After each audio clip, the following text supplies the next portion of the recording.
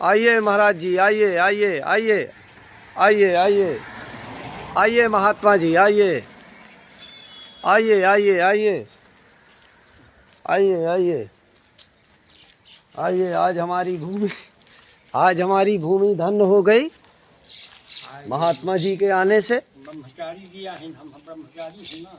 जी जी जी जी जी जी। आइए आइए आइए, पधारिए महाराज।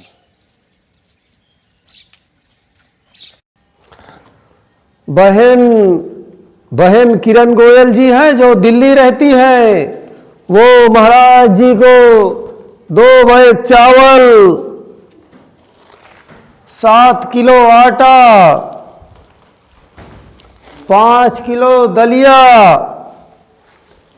3 किलो मूंगफली, 2 किलो गुड़, 1 किलो सरसों का तेल, 2 किलो दाल, 2 पैकेट नमकीन, 1 हल्दी पाउडर और 1 दर्जन मच्छर अगरबत्ती, क्योंकि मच्छर बहुत लगते हैं ना, तो 1 दर्जन मच्छर अगरबत्ती महाराज जी को भेंट कर रहे हैं। किरण बिटिया जी, हमारी शतायु हो और काफ़ी जो है माने भगवान समृद्धि दें, परिवार में लक्ष्मी दें, सब सुख संतान जो है प्रदान करें। जो कहत चलू राम कहत चलू राम कहत चलू भाई रे, और नाही तब भव बेगारी मह परिहे छूटत यति कठिनाई ने। बाँस पुराण साज सब अटकट हो, सरल टिकोन खटोला रे, और हम दिहल करी कुटिल करमशन मंड मोल बिनु डोला रे। काट कुराय लपेटल लोटल ठाव ही ठाव बझाऊ रे, और जस विषम कहार मार मद माटे चल ही न पाऊ बटोरा रे।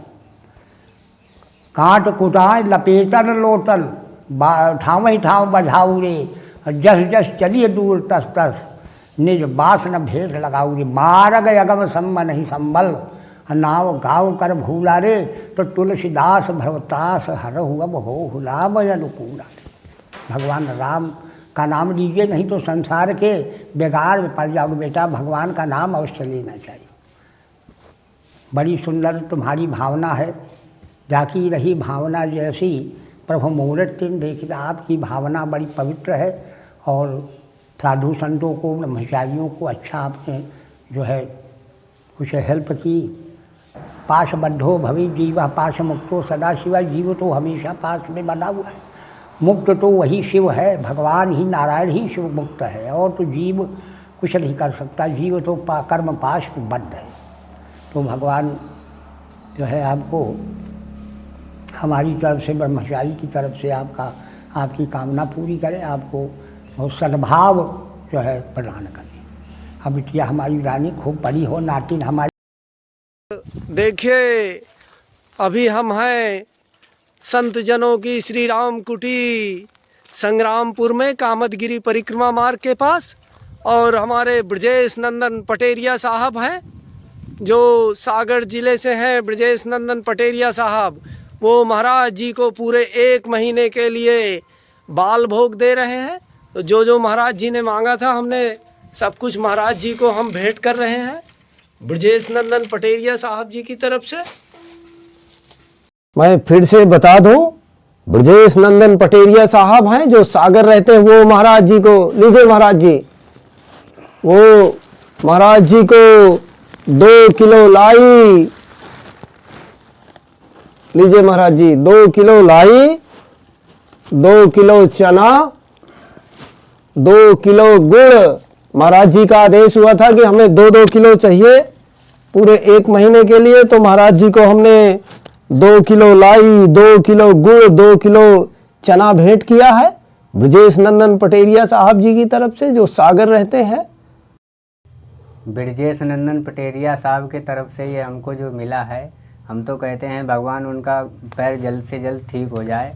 हम तो उनको यही आशीर्वाद दे सकते हैं, भगवान की कृपा से जल्दी वो ठीक हो जाए। जो भी उनका हो दिक्कत समस्या समाधान हो उसका, ये भगवान से यही हम प्रार्थना करेंगे। चलो हमको ये 1 महीने के लिए बाल भोग मिल गया है, इसमें तो कोई हम ही अकेले नहीं पाएंगे, हम अपने ठाकुर जी को भी पवाएंगे, ठाकुर जी को ही हम पहले पवाएंगे, उसके बाद में हम पाएंगे। यही हमारी श्रद्धा थी और इससे अधिक हम ज़्यादा कुछ नहीं कह सकते। भगवान इनको सदा खुशी रखे। जय सिया राम। तो देखिए ऐसा कुछ महात्मा जी की कुटी का दृश्य है। और यह देखिए एक साथ 2 महात्मा जी के हमको दर्शन हो रहे हैं। और आज हमारी भूमि एक बार फिर से धन्य हो गई, पवित्र हो गई ऋषियों के आगमन से। और आप भी सौभाग्यशाली हैं जो ऋषि महात्माओं के घर बैठे दर्शन कर पा रहे हैं। आइए महात्मा जी, और आप भी देखिए हमारे 2 तपस्वी संत, एक साथ आप संतों के दर्शन करिए घर बैठे। ये देखिए तो हमारे महात्मा जी विराजिए, विराजिए महाराज जी, विराजिए, विराजिए। तो एक साथ आप घर बैठे 2 महात्मा जी के दर्शन करिए। और हमारे लिए तो बड़े सौभाग्य की बात है कि ऋषि महात्माओं के चरण पड़े, हमारा तो जीवन धन्य हो गया। देखिए कितना खिलता मुस्कुराता चेहरा है। देखिए महाराज जी, और आप भी घर बैठे जैसे दोनों महात्मा जी के दर्शन करिए। बड़ी पावन भूमि है जहाँ आपने ऐसा कार्य किया है और इतना अच्छा आश्रम आप बना रहे, सब उन्हीं की कृपा है। उनकी कृपा के बिना एक पत्ता भी नहीं हिलता है। और वो सबको नहीं भगवान पसंद करते हैं। जो व्यक्ति उनके मन में भा जाता है उन्हीं को पकड़ते हैं, उनकी ही बाहें पकड़ते हैं। और भगवान ने जिसकी एक बाहें एक बार पकड़ ली फिर वो छोड़ते नहीं। जी महाराज जी, ऐसी उनकी कृपा। राय साहब हैं जो दिल्ली रहते हैं, वो आज हमारे 2 महात्मा जी को 1 बैग चावल, लीजिए महाराज जी, 1 बैग चावल, 2 किलो गुड़, 1 किलो सरसों का तेल, 2 किलो मूंगफली, लीजिए महात्मा जी, 2 किलो मूंगफली, 2 किलो दाल, लीजिए महाराज जी, 2 किलो दाल, 1 पाव हल्दी पाउडर और 10 मच्छर अगरबत्ती भेंट कर रहे हैं राय साहब जो दिल्ली रहते हैं। सबसे पहले हम इस पावन धरा को सत सत नमन करते हैं और हमारे जो भक्त जी हैं इनको कोट सा वंदन करते हैं। और हमारी तरफ से भगवान उनका भंडार ऐसा ही भरा रहे ताकि वो अपने हाथ से ऐसे जीवन भर दान करते रहें। और हम लोग यही ईश्वर से प्रार्थना करेंगे कि हमारे ये भक्त हैं जो अपने जीवन में ऐसे ही दान करते रहें। कि संसार में ऐसा कौन है जिसे भगवान का भजन करने से सद्गति न मिली हो। भगवान के भजन से ही गति मिलती है। गीधराज जटायु जी भगवान के धाम को जाने लगे। गीधराज जी कहने लगे कि प्रभु और कोई आज्ञा। राम जी कहने लगे कि पूज्य गुरुवर जटायु जी, पिताजी से जानकी हरण का समाचार नहीं बताना। तो जटायु जी को हंसी आ गई। वो कहने लगे कि ठीक है, मैं तो नहीं बताऊंगा, लेकिन महाराज दशरथ को श्री जानकी जी के हरण का समाचार सुनाएगा कौन।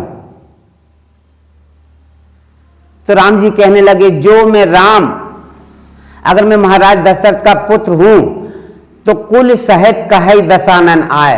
रावण वहां अपने पूरे कुटुंब के साथ समाचार बताएगा।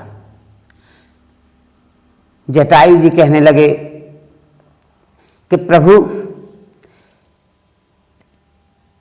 मुझ पर तो आपकी कृपा हुई है, तो मैं उस धाम को जा रहा हूं जहां महाराज दशरथ पहले से हैं, और रावण पर तो आपका कोप है, तो जहां जिसके ऊपर कृपा है वो भी वहीं जा रहा है और जिसके ऊपर कोप है वो भी वहीं जा रहा है।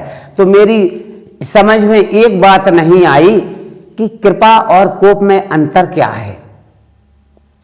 गोस्वामी तुलसीदास जी महाराज कहते हैं कि भगवान ने जिस पर कृपा की उसे भक्ति मिली और जिस पर कोप किया उसे मुक्ति मिली। इसलिए लिखा है गोस्वामी जी ने कि ताह भजिए मन तज कुटलाई, राम भजे गति केह नहीं पाई। जटायु जी कहते हैं कि मुझे आपने पिता के बराबर माना ही नहीं, निभाया भी है, पद भी वही दिया है। भगवान राम तो करुणा के निधान हैं, कृपा सिंधु हैं। महाराज गोस्वामी बिंदु जी महाराज कहते हैं कि न रोए बन गमन ना श्री पिता की, वेदनाओं पर उठाकर गीध को निज गोद में आंसू बहाते हैं। न जाने कौन से गुण पर दया निधि रीझ जाते हैं।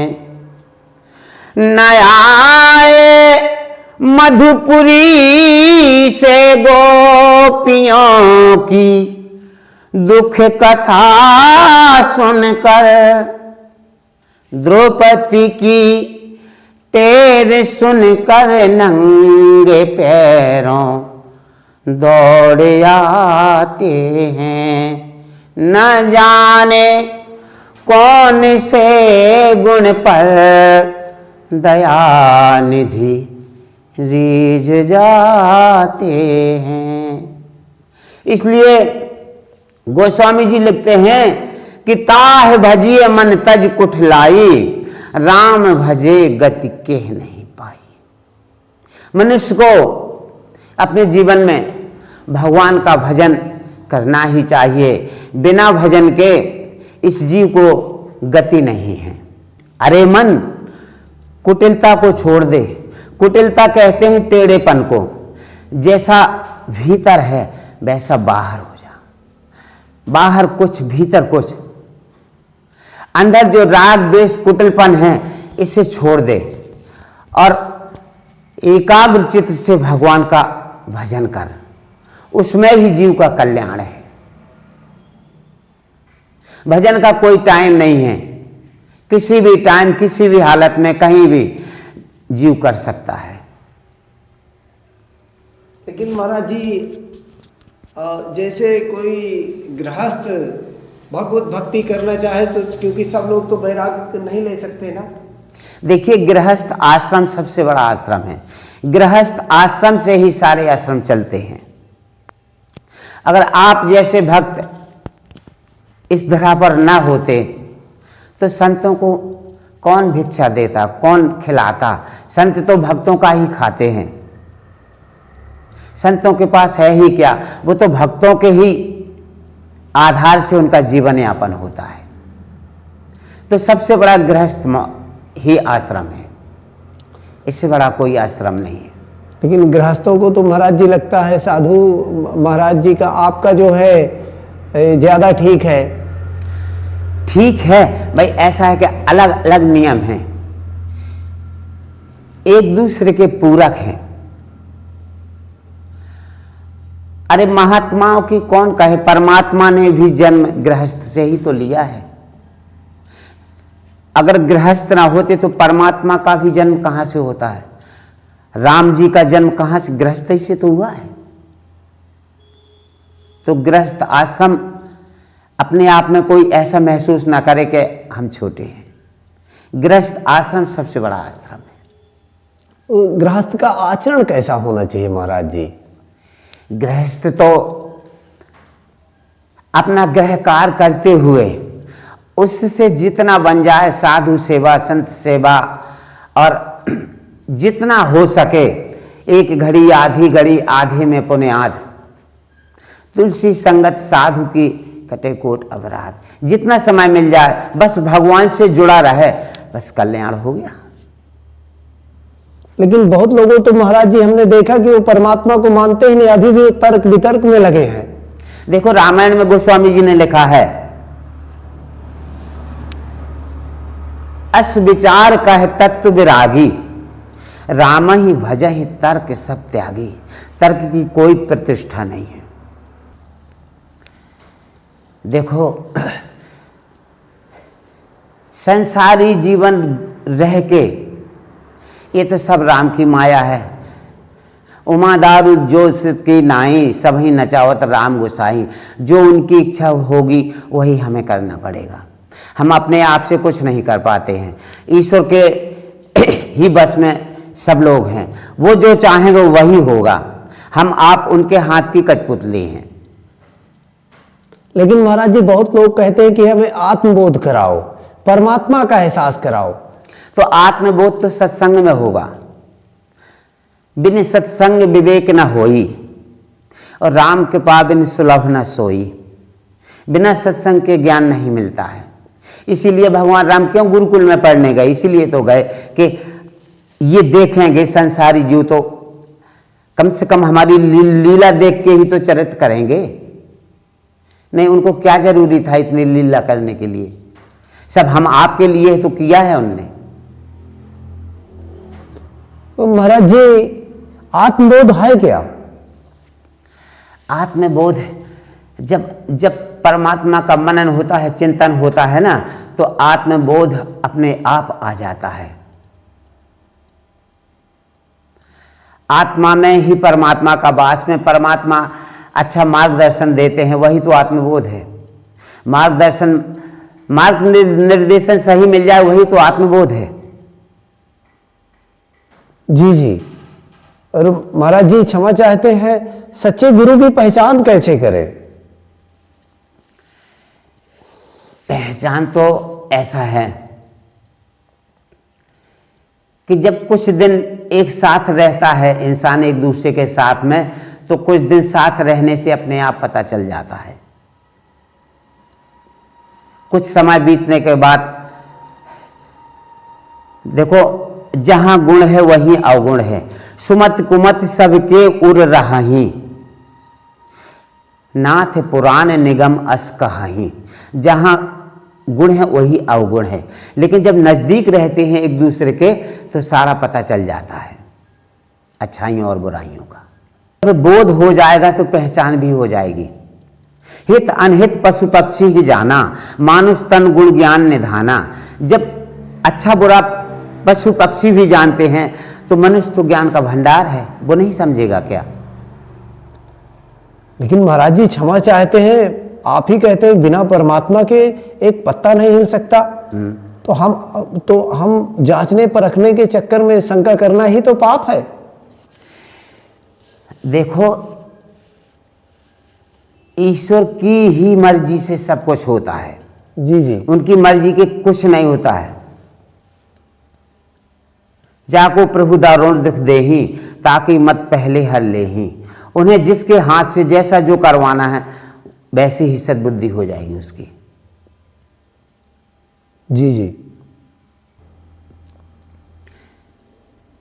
एक बार गुरु विश्वामित्र श्री राम जी और लक्ष्मण जी को लेके चले जा रहे थे, तो रास्ते में उन्हें एक आश्रम दिखाई पड़ा। आश्रम एक दीख मगमाही, खग मृग जीव जंतु तहां नाही। उस आश्रम की विचित्रता क्या थी कि ऋषि मुनि मानवों की कौन कहे, जीव जंतु भी उस जगह को छोड़कर चले गए जहां माता अहिल्या पत्थर के रूप में, शिला के रूप में पड़ी थी। कोई नहीं, अब किसका सहारा लें? लेकिन सूरदास जी लिखते हैं कि जब ऐसी स्थिति आ जाए तो निराश नहीं होना चाहिए। किसी ने लिखा है कि निर्बल के बलराम, सुनेरी मैंने निर्बल के बलराम, निर्बल के बलराम, सुनेरी मैंने निर्बल के बलराम। भगवान निर्बल के बल हैं, पर कोई उन्हें पुकारे तो मन से। माता अहिल्या मन ही मन उन्हें पुकार रही हैं, कहती हैं कि प्रभु मैं तो पत्थर की शिला हूं, तो मैं चलकर आपके पास नहीं आ सकती, लेकिन कृपा निधान, करुणा के निधान, करुणा सागर, दया सागर, आप ही कृपा करके चले आइए, क्योंकि मुझे पता नहीं है कि आप कहां हैं। अहिल्या कहती हैं मन ही मन कि प्रभु मुझे पता नहीं है कि आप कहां हैं, लेकिन आपको तो पता है कि मैं कहां हूं, इसलिए आप ही आ जाइए। और जहां सर्वभावेन समर्पणा, जहां मन से समर्पण हो जाता है जीव, तो श्री हरि स्वीकार करते हैं और आते हैं। तो गुरु विश्वामित्र माता अहिल्या की कथा सुनाने लगे। पूछा मुनि ही शिला प्रभु देखी, सकल कथा मुनि कही बिसेखी। लक्ष्मण जी ने जो सुना तो कहने लगे गुरुजी ये कथा है कि व्यथा है? अरे नारी से कोई पत्थर बन जाए तो ये तो व्यथा है, और आप इससे कथा कहते हैं? सकल कथा मुनि कही बिसेखी। गुरुजी बोले लक्ष्मण है तो व्यथा, तो बोले आप कथा क्यों कहते हैं? बोले लक्ष्मण एक बात है तो व्यथा, पर जिस व्यथा को सुनने के लिए भगवान स्वयं तैयार हो जाएं, वह व्यथा भी कथा बन जाती है। और जिन जिन की व्यथा भगवान ने सुनी है वह आज कथा बन गई है। इसलिए मैं कह रहा हूं कि सकल कथा मुनि कही विसेखी। इसलिए जीव को कल्याण तभी मिलेगा जब भगवान का भजन करेगा। रघुपति भगत बिना सुख नाही। और ऐसा कुछ राधे बाबा जी की कुटिया का दृश्य है कि शटर पड़ी हुई है महाराज जी की, और यह देखिए महाराज जी की यह पुरानी वाली कुटिया है, और ऐसा कुछ दृश्य है महाराज जी की कुटिया का। और सीढ़ियाँ उतर कर महाराज जी की कुटिया जाना पड़ता है। और देखिए आज हमारा भी सौभाग्य है, आप भी घर बैठे महाराज जी के दर्शन करिए। ये देखिए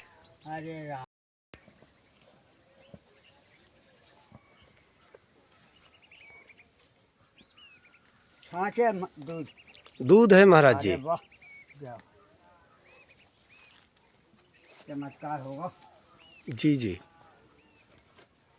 हाँ कामदगिरी सरकार, कामदगिरी सरकार, मंदाकिनी गंगा, मंदाकिनी गंगा, काम रहे सब चंगा, काम रहे सब चंगा, कोई रहे ना भूखा नंगा, कोई रहे ना भूखा नंगा। हर हर महादेव शंभु, हर हर महादेव शंभु, काशी विश्वनाथ गंगे, काशी विश्वनाथ गंगे। जय सिया राम जय जय हनुमान, जय सिया राम जय जय हनुमान। संकट मोचन कृपा निधान, संकट मोचन कृपा निधान। सबको आशीर्वाद मिले।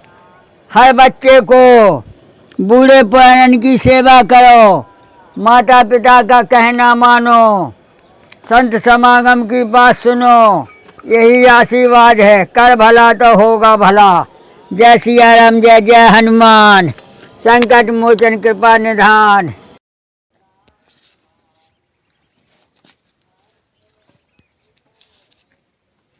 आप खाते हैं भूसा, जी जी पानी रख दें। जी जी।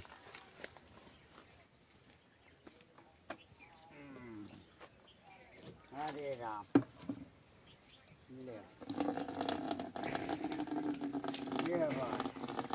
क्या हो अब आए खेल हो गए। महाराज जी आज आप कहीं गए नहीं क्या? अब भाई तो आए पाए कम्मा से। अच्छा हाँ पैकम्मा से आए, अब गंगा जी जाएंगे। आज भंडारा में। भंडारा यहीं बनाया था। अच्छा जी जी। दाल रोटी बनाया, चावल बनाया, चकाचक खाया पिया, अब सब पैकम्मा चले गए। जी जी। सब पैकम्मा से अब आए, जब तक आप आ गए। ये माता पिता की कृपा, गुरु कृपा और साधु सत्संगत पूरी प्रभाव अनुग्रह मोरे, राम भगत उपजय वर तोरे। बोले जिसके माता पिता योग्य होते हैं तो उनके बच्चन में भी योग्यता आ जाती है। जिनके गुरु, हाल भगा भगा भगा भगा जी जी। जिनके गुरु अथाह होते हैं, ज्ञान के भंडारे होते हैं, अपना बोलो, अथाह होते हैं गुरु, ज्ञान के भंडार होते हैं, तो उनसे भी, गुरु से भी कुछ मिल जाता है। इस प्रकार से और सत्संगत की, बालापन की पढ़ाई जो होती है, आवारा घूमने वाला बच्चा, उसमें ज्ञान नहीं पाया जाएगा। आवारा कोई ठिकाने से ज्ञान देगा नहीं। जैसे बच्चा पढ़े भेजो और जहाँ सही पढ़ाई होती है वहाँ ना पहुँचे तो ऊट पटांग वाला कौन पढ़ाएगा बताओ। और पढ़ाई देगा तो 2-4 मिनट में होत का है।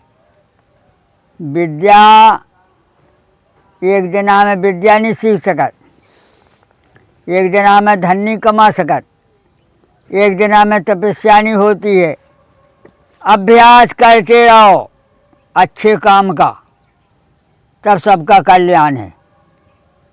और अच्छे काम में मन नहीं है, रुचि नहीं है, तो समझ लो कि आत्मा आवारा हो जाए। अंकुश ही एक ज्ञान है। जिस आदमी को अपने माता पिता का भय नहीं है वो आवारा रहेगा। जिस आदमी को अपने गुरु का भय नहीं है वो आवारा रहेगा। जैसे महिला अपने पति की बात ना माने तो आवारा ही मानो, तो उसे नाना प्रकार की ऑटोमेटिक दुख हो सकत। और पति की सेवा करे, पति के कहे में चले, अपना गृहस्थी देखे, आवारा ना घूमे, तो उसकी इज्जत होती है। इसी प्रकार से साधु महात्मा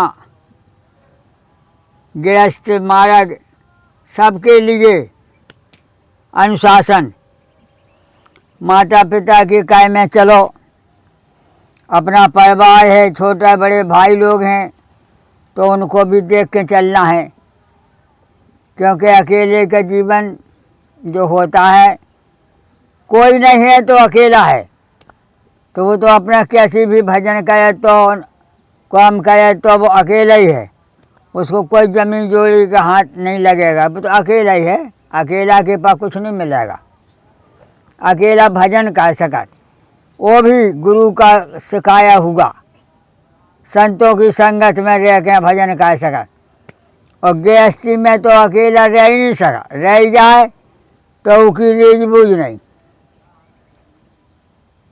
बोले लड़ुआ आऊ को का ठिकानो कहाँ गया, और वही लड़ुआ बाबा बन जाए तो अरे संत महात्मा है। इस कारण से जिस व्यक्ति की शादी नहीं भई और ना होगा, वो आदमी रह के का करे, जमीन जायदाद रखा के, मकान रखा के, और उसमें जो है हिद्दा ही है बेफालतू में लेवे की सोचत, गुंडे लोग खा जाएंगे। जैसे 2 भाई हैं, एक की शादी हो गई, एक की नहीं भाई, तो वो अलग रहेगा तो अभी नहीं वो खा सकत। जी जी। गुंडे खा जाएंगे। है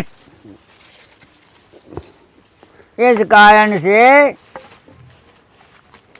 माता पिता के कहने चलने में, परिवार के कहने चलने में सबका कल्याण है। और जब सबका कल्याण होगा, जब ही हमारा कल्याण होगा, चाहे वह छोटा हो चाहे बड़ा हो। ऐसी प्रकार से बाबागिरी है। हम अन्य संतों की सेवा किया, गुरु की सेवा किया तो कुछ ज्ञान चाचा मिल जाती है, और ज्ञान चाचा से ही समझ लो कि सबका भाव चलता है। ज्ञान ही गुरु है। ज्ञान होगा तो हर कोई तुम्हें हमें कहेगा कि हाँ गुरु लायक है, और गुरु में ज्ञान नहीं है सही, साम दाम दंड भेद नीति प्रीति परमारथ स्वार्थ अगर नहीं जानता है तो वो कैसे गुरु बन सकता है। इसी प्रकार से जिसकी शादी नहीं भाई वो माता पिता नहीं बन सकता है, कभी नहीं। क्यों? कि माता पिता जब ही बन सकता है जब एक दो बच्चा हो, और जीवन निकल जाए। माता पिता कहने का अधिकार नहीं है। जिस औरत के बच्चा नहीं होगा है जी जी, जिस औरत के बच्चा नहीं होगा उसको माता के में दिक्कत है। जी जी, उसको माता पिता कहने में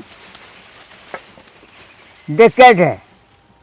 इसी प्रकार से गुरु है कि गुरु में अगर सब प्रकार का ज्ञान है, साम दाम दंड भेद, तो वो गुरु लायक है।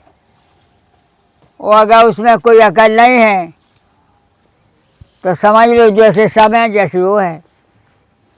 इसी प्रकार से गृहस्थी है कि जिसकी शादी हो गई वो गृहस्थ बन सकता है। अब पितामह जब ही बन पाएगा जब बच्चा पैदा होगा, माता जब ही बन पाएगा जब बच्चा पैदा होगा, नहीं वो नाव बदल जाएगा। बोले कैसे? बोले शादी तो हो गई लेकिन उनका बच्चा कोई नहीं है। तो कहते हैं जब जिसके संतान नहीं है, निपुत्री है, तो उसका मुँह देखना मुश्किल है, अपराध लगता है। ऐसे नाना प्रकार के भाव देश में चलते हैं। जैसे साधुई में आ जाओ, महात्मा सब हैं। अब जो बड़े टवाले पे बैठा है उसको महंत कहा जाएगा कि भैया महंत है वो, और जो छोटा मोटा बाबा है तो महात्मा ही है, उसका महंत नहीं कहा जाएगा। ऐसे हमारे तुम्हारी गृहस्थी में है कि बाबू सब हैं, लेकिन सही बाबू वही है जो सरकारी नौकरी पा रहा है, 50,000 रुपया पा रहा, उसको बाबू कहने योग्य है। और जो है जैसे मजदूर सब दिन तसला ढोता है उसको बाबूजी का तो दिक्कत है। उसको यही कहना भैया वो काम कर लो बेटा, और वो बाबूजी का तो दिक्कत है क्योंकि बाबू लाग वो है ही नहीं। बाबूजी उसी को कहते हैं कलेक्टर है, जी जी, प्रधानमंत्री है, आ रहा है कौर? जी जी, नहीं, कलेक्टर है, कोई ओवरसियर है, बड़े बड़े साहब लोगों से बाबूजी कहा जाता है। इसी प्रकार से परमात्मा का भी ये नियम है कि जो जिस लायक है उस ढंग का उसका नाम रखा जाता है। आदम बोल जो है कि काम ना करने से उसका काम हो जाएगा, तलने के पहले तर जाएगा, खाने के पहले भोजन खा लेगा। आत्मबोध हो जाने से उसके सब काम जाम हो जाते, शुरू नहीं होंगे, कुछ नहीं, जाम हो जाएंगे। क्योंकि जैसे ओम, अब अक्षरों की पोटली बन गई। जी जी, ओम शब्द जो कह दिया वो एक अक्षरों का, अक्षर और स्वर और व्यंजन का एक वो खजाना बन गया ओम। और सीताराम ये अक्षर का फैलाव हो गया। ओम शब्द जो है वो अक्षर का खजाना है, क्योंकि अकारो रकारो मकारो शून्य उसमें सब आ गया। इसी प्रकार से आत्म बोध हो जाने से सब काम खत्म। ना उसमें माता पिता की ज़रूरत, ना उसमें बीवी बच्चे की ज़रूरत, ना उसमें आगे बढ़ने की ज़रूरत। उसको आत्मबोध जब हो जाएगा तो वो कुछ नहीं करेगा। खवाए कोई तो खा लेगा, नहीं खवाए तो खाएगा भी नहीं। आत्मबोध हो गया। बोले कैसे हो गया आत्मबोध? बोले देखिए बेचा कुछ नहीं खाता है और हरो भरो मिलेगा। और एक बेचा वो है कि लगाए लगाए से सूख जाएगा, और एक बेचा वो है कि लगा जो पानी डाल तो तैयार हो गया, और एक बेचा वो है कि लगाते लगाते सूख जाएगा, और एक बेचा वो है कि पहाड़ों पे है, पानी की कोई आशा नहीं, फिर भी चंगन मंगन है। आत्मबोध हो जाने से, और आत्मबोध होता कैसे है कि किसके द्वारा होता है? वो भी संगति है। आत्मबोध वाला का संग मिल जाए तो आत्मबोध हो जाएगा, और आत्मबोध वाले का संग नहीं हुआ तो नहीं होगा। वो अपने आप आत्मबोध होगा तो पागल हो जाएगा। क्यों हो जाएगा पागल? कि गिनती तो तुम्हें किसी ने पढ़ाई नहीं है, तुम अपने मन से पढ़ रहे तो पढ़ ही नहीं पाओगे, वो पढ़ोगे तो भूल जाओगे। जिस मार्ग से हमने नहीं देखा है उस मार्ग से चलने से हम नहीं पहुंच पाएंगे। जिस ठौर का हम नाम नहीं जानते हैं उस ठौर पे नहीं पहुंच पाओगे। जैसे हमको जयपुर जाना है और तुम किसी से नहीं पूछो कि जयपुर किधर है तो कोई बताएगा नहीं। रास्ता पूछोगे तो रास्ता पूछना पड़ेगा, जा रास्ता कहाँ गई, तो कोई बता रास्ता बहुत लंबी है, कहाँ जाना है तुमको? बोले जी हमें पता नहीं कहाँ जाने। अब जब तुम्हें पता नहीं ना जाने का तो पहुँच भी नहीं पाओगे। आज है तो आबाद है, भूला है तो बर्बाद है। आत्मबोध उसी को कहते हैं कि ना मेरा बच्चा है, ना मेरी लुगाई है, ना मेरा कोई, लेकर करवाओ नहीं तब। और अगर शादी करवा लिया तो आत्मबोध नहीं भाई, खाली बुद्धि खराब भाई, बुद्धि खराब कर लिया। पहले आत्मबोध नहीं था तो शादी करा ली, एक आध दो बच्चे हो गए सो आत्मबोध सीखने लगे कि जो कुटबे के बहाने हैं। आत्मबोध उसी को कहते हैं जिसका कोई ना होए, वो आत्मबोध कह सकत, पाए क्या सो सकत। जैसे हमारे पास कुछ नहीं है तो हम आराम से सो सकत, कोई जगह तो जग सकत। और जिसके बीवी बच्चा महंत बड़े बड़े कारखाने उनकी जिम्मेदारियां हैं, वे बिना मोबाइल के रह नहीं सकत, और रह जाए तो उनको लाखों का कम नुकसान हो जाए। जिसको आत्मबोध हो जाता है पूर्ण, उसको काम कुछ नहीं करना होगा, सब ऐसी होगा फ्री, फ्री खाना, फ्री हवा, फ्री जाना। क्यों? आत्मबोध हो गया, उसे कुछ नहीं चाहिए। वो कहता हमारा कुछ है ही नहीं। पहले हमें हानि थे जब हमारा नहीं था, अब हमें पैदा हो गया सो हमारा हो गया, और अब मर जाएंगे सो हमारा फिर है ही नहीं कुछ। इसी का नाम आत्मबोध है। और वे कहते जो बनवाना है, मकान या बिल्डिंग बनवाना या फैक्ट्री बनवाना है, तो अगर उनके बाली बच्चा है तो ठीक है, और कोई नहीं है तो बेफालतू बेटा। जैसे माँ उनके बच्चा है नहीं, शादी का है ही नहीं, तो बस 100 बिल्डिंग भी बना दे तो भी का है। उमा भाई थी, शादी नहीं भाई, अब 100 बिल्डिंग बना ले, 100 मकान रख ले, का फायदा।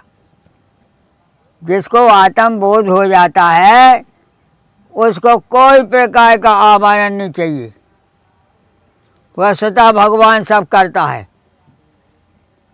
अब ऐसे ऐसे आदमी दुनिया में हैं, अब भी वर्तमान में कि वे खाना नहीं खाएंगे, वे टट्टी नहीं जाएंगे, वे पेशाब नहीं करेंगे, और खाना खवा तो खा भी लेंगे, और टट्टी खिलवा जाए टट्टी भी कर लेंगे, और नहीं जाओ तो नहीं कर रहे। आज भी यहाँ चले जाइए झांसी में झन्नन पे 50 साल से एक बाबा पड़ा है, उसके गे 100 गायें ढीली होंगी अभी। अपने हाथ से खाएगा नहीं, दूसरा कोई खुआए, कोई खा लिया थूक दिया। कोई बीड़ी पिया, बीड़ी लगा के दे दे, बीड़ी पी ले, और वही थूक देगा। और टट्टी खा लो आ जाए, टट्टी कर लेने वही टट्टी कर लेगा। पागल का पागल, आत्मा बोध। उठना है नहीं, यहाँ पड़ो रहता है 24 घंटा। तो भैया आत्म बोध जो है कई प्रकार का होता है, जैसे ज्ञान, विज्ञान, आत्मबोध, आत्मा अनुभव, आत्म अनुभव, सुख प्रकाशा, तभाव मूल भेद भ्रमनाशा। जिसको आत्मविश्वास, आत्मज्ञान हो जाता है वो भगवान के भजन में मगन हो जाता है, ये बताया। अच्छा महाराज जी, जीव और आत्मा में क्या अंतर है? हाँ, जीव आत्मा में क्या अंतर है कि जीव है आपका सवा हाथ में, जीव सवा हाथ में है, और आत्मा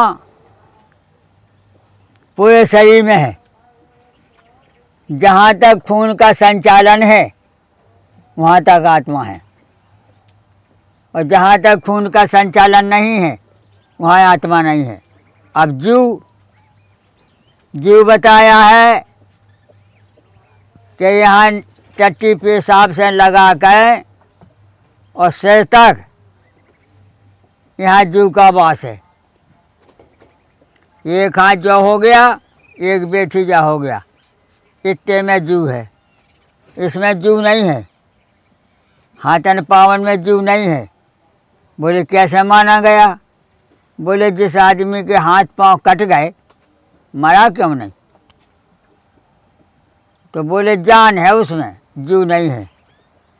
मुड़ी कटने वाला तुम्हें जिंदानी में लेगा, टट्टी पेशाब पेट दूर होने से जिंदा नहीं रहेगा। पेट, छाती, ये 9-10 स्वर हैं, इन 10 स्वर में अगर एक भी स्वर नहीं है तो काम खत्म। 10 इंद्रियां हैं, 10 इंद्रियों में अगर एक भी इंद्री नहीं है, मूड नहीं है तो काम खत्म। छाती नहीं है, काम खत्म। पेट नहीं है, काम खत्म। लिंग गुदा नहीं है, काम खत्म। इनके लिए है ये काया का, हमारे तुम्हारे लिए थोड़ी मिला है, हमारे तुम्हें नहीं मिला। ये ढांचा का प्रभाव है। सवा हाथ में जिंदा माना जाता है, और जान सब में है। हाथ काम के लिए बनाए, पांव चलने के लिए बनाए। अब चलोगे तो पाओगे, नहीं तो कुछ नहीं मिलेगा। ये है जी महाराज जी। देख लो, है उसका काम। हाँ जी जी। अरे राम, वाह।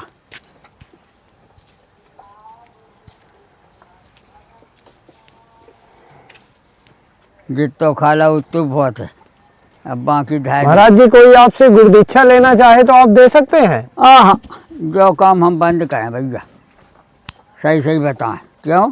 हाँ, कि हम गुरु दक्षिणा दूसरे से तो बुआ दें, हम खुद नहीं देते, क्योंकि हमको गुरु नहीं बनना है, साफ कहना है। हमें गुरु लाख जीवन नहीं है, साधु जीवन लाख है। साधु जीवन सही है, और गुरु बन जाओ, गुरु का बहुत बड़ा महत्व है, और गुरु बनने में बड़ी दिक्कत है।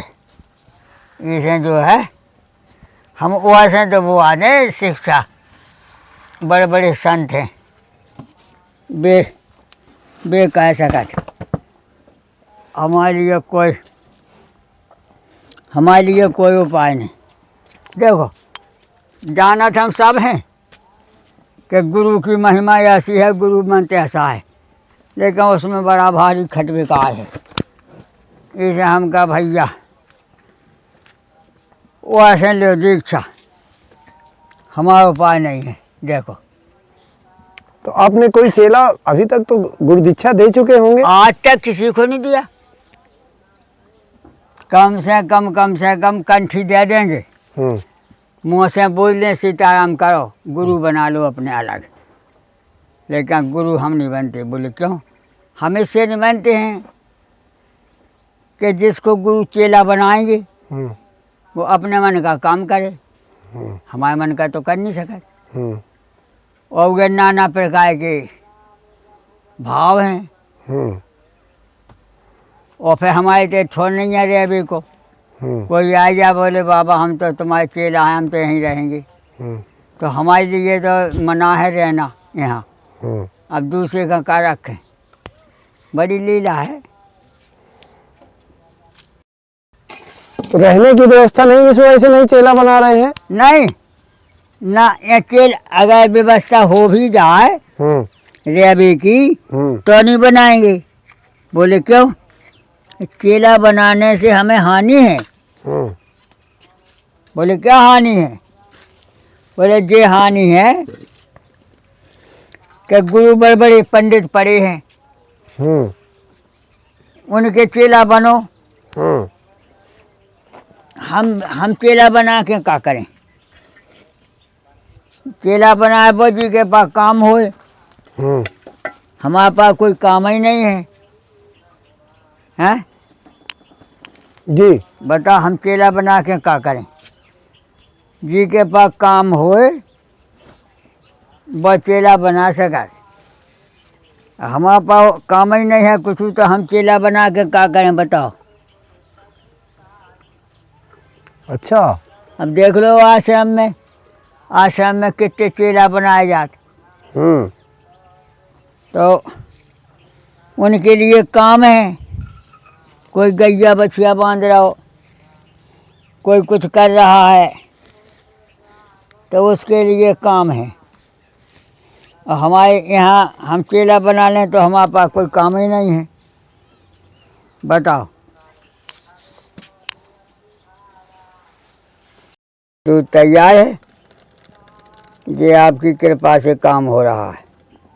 जी जी। तब ना ले आते तो पोआ जाए तो दूर जाए, बताओ। जी जी। जाने का मुश्किल है। कितने दिन के लिए महाराज जी खाद्य सामग्री है? 5-6 किलो आटा है, 5-6 किलो चावल है, 2 सेर दाल है, बस हो गया। अच्छा। इतना ही बहुत है, ज़्यादा का बढ़ा के। हैं? तेल कितना रखा होगा महाराज जी? 1-2 किलो तेल है। सब्जी? सब्जी नहीं रखा था। सब्जी का हमारे ऐसा रहता है कि आ गई तो बनाई खाई, और नहीं आई तो दाल रखी रहते हैं 1-2 किलो, 1 मुट्ठी दाल बनाई हो गई। सब्जी का काम हम कम रखत, अपने आप आ जा बात अलग है, लेकिन सब्जी हम मंगवाओ तो नहीं आ, कोई अपने आप लेके आ गया तो बहुत है, नहीं कहेंगे नहीं, क्योंकि हमें सब्जी बनाने का टाइम ही नहीं मिला। अबे पैकम्मा गए, पहले सुबह दाल बनाया 1 मुट्ठी, 2 टिक्कर बनाए, खा पी के पैकम्मा कहे आए। अब शाम के हमें खाने नहीं आ, ये हो जाए ना। जी जी। शाम के नहीं खाने। अब जो आदमी दोनों टाइम खाता है उसको लगता है, हमारा का भंडारे में चले गए तो वो भी नहीं बनाने, जो हो जाए। आज भंडारा नहीं था क्या महाराज जी? आज भंडारा तो था, लेकिन हम खा के गए थे, तो हमने कहा ज़्यादा खाना नुकसान करेगी, और अपनी दाल रोटी खा लो, आराम में भजन करो। महाराज जी, लेकिन दक्षिणा का भी तो मिलती है भंडारा में। हाँ मिलती है। हाँ। अरे तो उतने अपने पास में जरूरत नहीं रात, दक्षिणा उतनी बहुत है। बाई चांस दक्षिणा मिल गई उतनी बहुत मानी जाती, और ज़्यादा दक्षिणा चक्कर में फंसो तो वही में घूमत रहो, हैं? जी जी। वही में घूमत रहो कि हाँ 4 घंटा वही में बैठे रहो, सीताराम सीताराम बोलत रहो। 2 घंटा वही में चले गए, और 2 घंटा में तो हम रोटी खा के पड़ रहे सो जी, और टाइम से उठ बैठे, टाइम से भजन पूजन करते रहे। पैसा के चक्कर में आदमी बड़े परेशान है। 6 घंटा उके 2 आए बैठो रहे 2 रोटी के पछाए, और 10 रुपया दे दे। 10 रुपया के पछा 6 घंटा बैठो रहे। अच्छा। हैं? इसे जो है उतने ही काई के हम रखा था। कि अगर हम चलत जात में भंडारा हो रहा हो तो ले लेंगे।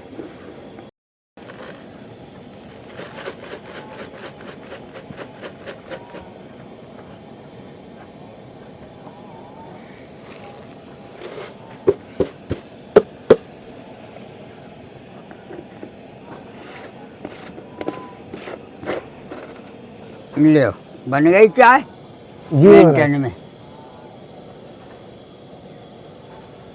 चाय बनने में कोई टाइम नहीं, देख लो हाल खेल हो गया। और जो दूध बच गया जो अपना ढाया शाम के फिर चाय बना लेंगे बस। अच्छा। खाना खाने की कोई जरूरत नहीं। जी नहीं तो आटा रखा है, चावल रखा है, 100 ग्राम चावल ही बना लो, दूध संग खा लो। जी। लेकिन हमें जरूरत नहीं आती, एक ही टाइम बहुत है। पियोगे?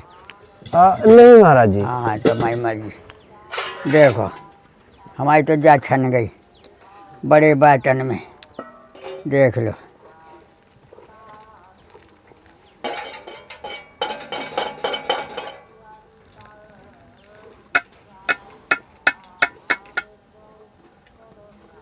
गैस महाराज जी है खत्म हो गई?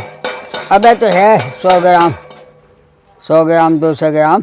देखिए सो संपत्ति वो है, हमारी हो चाहे किसी की हो, वो संपत्ति सही है, वो पैसा सही है जो सार्थक लग जाए, जीव की सेवा हो जाए, सरघुन ना जाए, अनहत में ना जाए, वो धन्य ही ऐसा धन्य होता है। अहो भाग्य व लक्ष्मी जो माता पिता की सेवा में लगे, गुरु की सेवा में लगे, संतों की सेवा में लगे, जीव सेवा में लगे, वो धन्य होता है, वो धन महान होता है।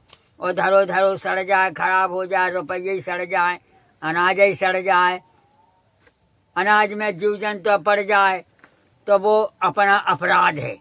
और अगर उसको अपन खबा दें पिबा दें अपने जरिए भी दूसरे के जरिए तो वो दुआ मिलती है। दुआ कोई दे चाहे ना दे, धर्म का काम हम करेंगे तो हमें निश्चय ही मिलना है, इसमें निश्चिंत है। क्यों कि जब हमारी माता जी के बच्चा पैदा हुआ है तो दूध करना ही करना है, और ना भी करे तो पल जे। बोले क्यों? बोले बाबा माँ की ममता ही ऐसी होती है कि वो दूध वूध ना करे तो अभी पल जाएगा। माता पिता की तमाम भेड़क चाहे रख नायक धत में चापर तुर का साये, उनकी भगवान की ऐसी कृपा ही होती है कि पर्वत पे हरि आए।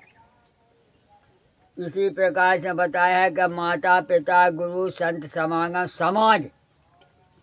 अब हाल में हाल देख लीजिए, समाज भी चाहे किसी की हो, कोनो जात की समाज हो, अगर वो 2-4 जगह पंचन में कह देवे कि भैया हमें लड़की की शादी करना है, तेरा हमारे पास उपार्जन कम है, तो ऐसा नहीं हो सका कि 2-4-10 आदमी मदद न कर दे। जात ही जात में पर जात की बात ही छोड़ो। तो ये संगठन होता है, आदमी की लेन चर्चा होती है तो अपने आप सब आ जाता है। लेकिन थोड़ा सा नम्रता ले आना है। बोल बानी की यही मुँह में अमृत है, यही में जहर है। यही तो महानता है। देखिए महाराज जी विराजमान हैं, चाय पी रहे हैं राधे बाबा जी। और हम अब जाएंगे दूसरी जगह सेवा में। देखिए जय हो भोलेनाथ।